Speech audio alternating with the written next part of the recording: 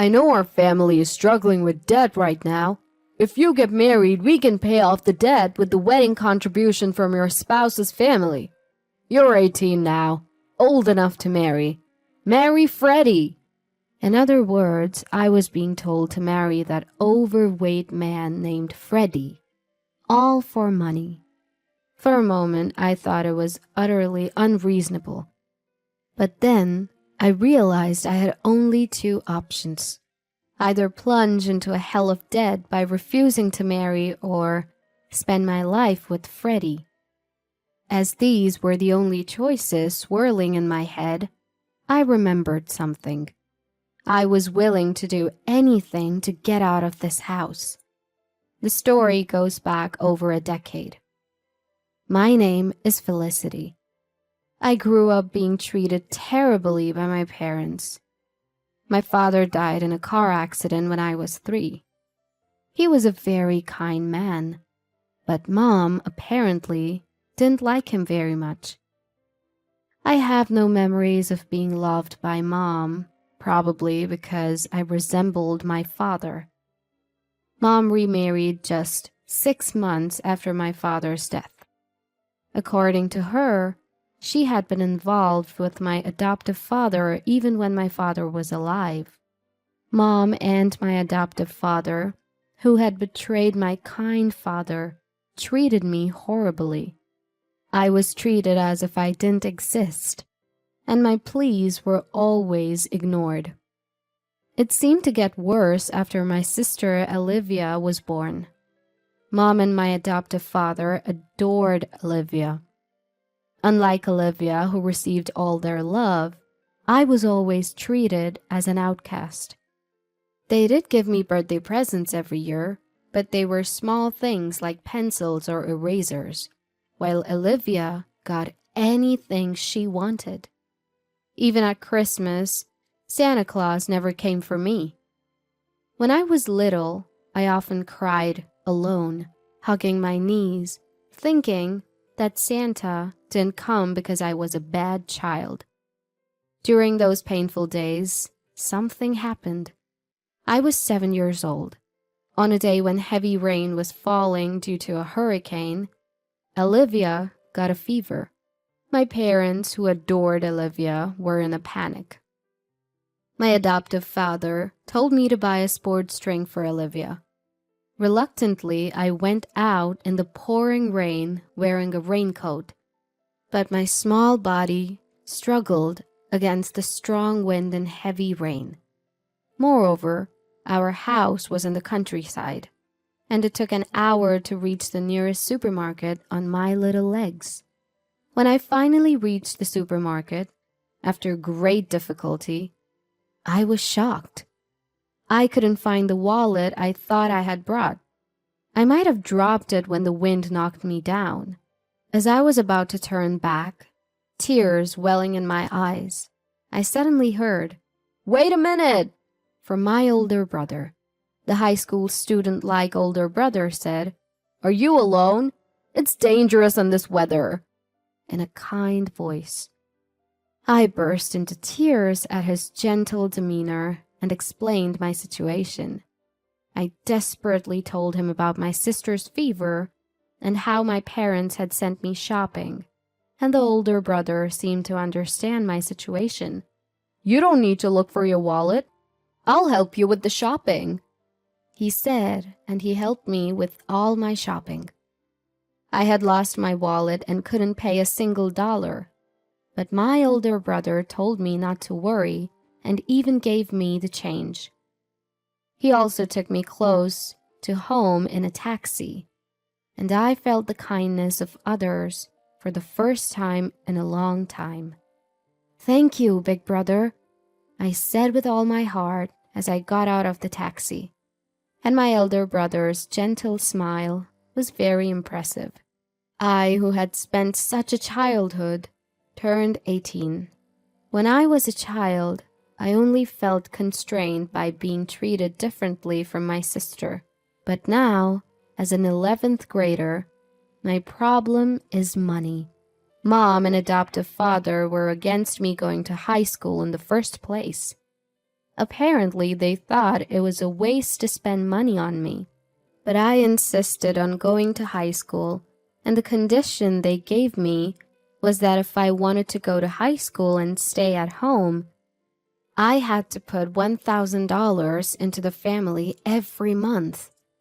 The money I earned desperately from part-time jobs was consumed by living expenses. When I became an 11th grader, I had to study for college in addition to my part-time job, and I was very busy. Mom and adoptive father probably won't pay for my college. I spent all my time working and studying to get a scholarship. One day, Olivia, who had become an 8th grader, came home triumphantly and said to our parents, "Listen, listen! I got scouted by the entertainment industry." What Olivia put on the dining table was a business card from an entertainment production company I had never heard of. Mom and adoptive father said, "Olivia is cute after all," and were delighted. "Olivia has a sparkle, so I thought something like this might happen. Keep it up, Olivia. Having a daughter as a celebrity is great. Way to go, Olivia. You're nothing like your big sister." "Well, of course, I am much, much cuter than my big sister." Olivia, raised by parents who had always looked down on me and praised Olivia, compared herself to me at every opportunity. This time, she arrogantly asked, "You think so too, don't you, big sister?" I replied, "Yes," because arguing would undoubtedly lead to trouble. Olivia was supposed to have joined an entertainment industry, but months went by without any contact. The parents, who thought it was strange that they were being charged for lessons and membership fees, found out that the entertainment agency was a fraudulent group and had already disappeared. All that was left for the parents was a debt of $20,000. The parents looked desperate, but I just calmly paid $1,000 to the family and focused on my studies. I won't spare any effort if I can get out of this house. With that in mind, I was working hard at my part-time job and studying. A few weeks later, when I got home, I heard an unfamiliar voice from the living room. Wondering what it was, I was about to go up to my room on the 2nd floor when I heard adoptive father calling me from the living room. Wondering what it was about, I peeked into the living room and found 2 unfamiliar men besides adoptive father. One was a man of the same age as adoptive father, and the other was a very fat man. As I was surprised by the size of the man sweating in the air-conditioned room, adoptive father introduced the 2. "This is Mr. Newell. Say hello." "Oh, nice to meet you." As I hurriedly greeted them, the 2 men smiled and looked at me. Mr. Newell is a well-known large-scale landowner in this area, known to everyone. Why would such people come to our house? As I was puzzled, adoptive father said something outrageous. "Mr. Newell's son, Freddie, is your fiancé. Be polite." "What?" Startled, I raised my voice, and adoptive father, looking flustered, took me out into the hallway.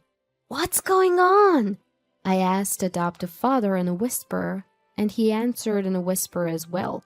"You know we're in trouble with debt. If you marry, we can pay off the debt with the wedding contribution from their family. You're 18 now and can marry.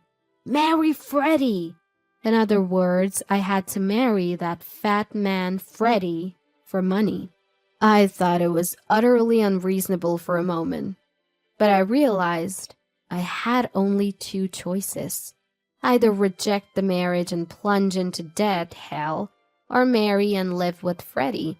As those were the only 2 options swirling in my head, I remembered I was willing to do anything to get out of this house. "Are you done talking?" What do you think, Felicity? Will you marry our Freddie? Mr. Newell, who had been waiting in the living room, asked me anxiously. I answered with a smile. Yes, gladly. And so I was to marry Freddie. That very day I was told to live at Freddie's house right away and was kicked out of the house. With only my study materials, Freddie asked, "Don't you have any clothes or anything?" But I had never bought cute clothes. "That's all I have," I said. Freddie lowered his eyebrows and said, "I see." Mr. Newell, no, my father-in-law, was a well-known landowner whose name I had heard. But he was a very friendly person. His car drove through a large gate and into a vast estate, and it stopped in front of a solitary house. "This is a separate house I built for Freddie when he got married. But Freddie couldn't find a spouse. I'm glad a wonderful woman like Felicity is marrying him. I live in the main house, so Felicity, you should live here with Freddie." With just a brief explanation, my father-in-law said, "Well, I'll leave it to the young couple," and left Freddie and me behind. Suddenly alone, I was a bit wary of Freddie, but he calmly showed me around the separate house. As he brought me to a spacious room furnished with furniture, saying, "This is your room, Felicity. This inside lock works, and if you're worried, don't hesitate to ask for a key change. I won't lay a finger on you, Felicity. I've told your parents that we'll cover your high school expenses. You should reduce your part-time job if you can. That way, you can study more. If you want to go to college, I'll let you go." I blinked at the unexpectedly good treatment. Freddie even said he had no intention of getting a marriage license, and that we would have a common law marriage, so I could go to another man if I found one I liked. Far exceeding my expectations, I inadvertently asked, "What is this marriage for? I feel like I'm the only one benefiting." I wondered if it was rude after I said it, but it would be troublesome if I were asked for something outrageous later. Thinking I should check just in case, I waited for Freddie's words, and he began. "I might be meddling, but..." and then answered, "I thought you might be in trouble, Felicity. Do you remember when you went shopping on the day of the hurricane when you were little? We met then, but do you remember?" I was taken aback. There's no way I wouldn't remember. I still remembered the face of the kind older brother from that time. I realized that if older brother gained weight, he might look like this. "Are you the older brother from that time? I'm sorry I didn't recognize you." "It can't be helped since I've gained a lot of weight. Stress from becoming a working adult made me eat too much. But you haven't changed, Felicity. When my dad showed me your picture and asked if I wanted to marry you, I knew right away it was you. Are you still being discriminated against and suffering like your sister?" Just like on the day of the hurricane, Freddie spoke to me kindly, and I nodded. Then Freddie smiled to reassure me. "It's okay now. You don't have to worry about money or being treated badly anymore. You can live freely in this house, okay?" Touched by Freddie's kindness, tears welled up in my eyes. In front of Freddie, who hurriedly handed me a beautiful handkerchief, I cried and cried. And from that day on, Freddie and I started living together. I spent my first ever free time studying. I was so happy to be able to study for college like this. Freddie said he didn't need living expenses, but I decided to contribute only $300 because living for free felt constraining. Since I only had to earn $300 and my allowance, I was able to significantly reduce my part-time job hours. Freddie took the initiative in doing household chores. And when I was doing them, he would kindly say, "You can go study," and take over for me. In the happiest days of my life, Freddie and I gradually grew closer. We spent our days like an ordinary married couple, laughing together while watching variety shows and going out on holidays. A few months later, I was leading a calm life when I received a phone call from my adoptive father.